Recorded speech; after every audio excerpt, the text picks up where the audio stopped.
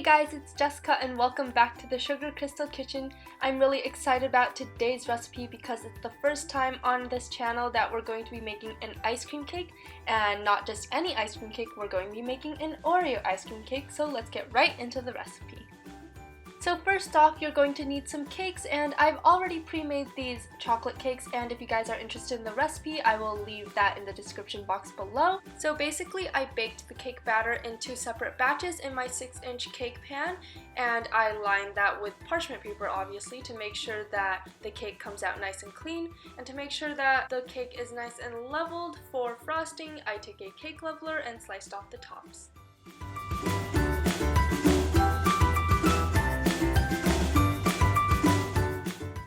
So now that we have leveled our cakes, I just set them outside to cool for about 15 minutes before working with the ice cream.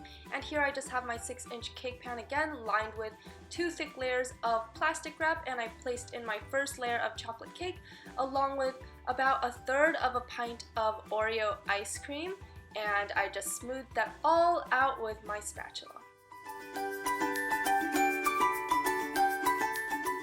Now that that's done, we're going to place on our second layer of chocolate cake, and I'm just going to cover this with some plastic wrap because after all, this is an ice cream cake, and we're going to need to place this into the freezer to let it chill for at least 2 to 3 hours. After letting our cake chill and set up in the freezer, we can now remove it from the cake pan and just use the plastic wrap to help you do that. And even though I didn't film this, I did whip up 2 cups of heavy cream along with a 1/4 cup of granulated sugar and vanilla until it reached stiff peaks. And now we're just going to use that whipped cream to frost our Oreo ice cream cake. So using an offset spatula and a cake turntable to help us frost our cake, we're just going to place a dollop of cream in the center and work it towards the edges until you reach the outsides of the cake. Don't forget to clean up the turntable once in a while, and now that we're done with our first layer of cream, we're just going to gradually add on some more to ensure that everything looks nice and smooth.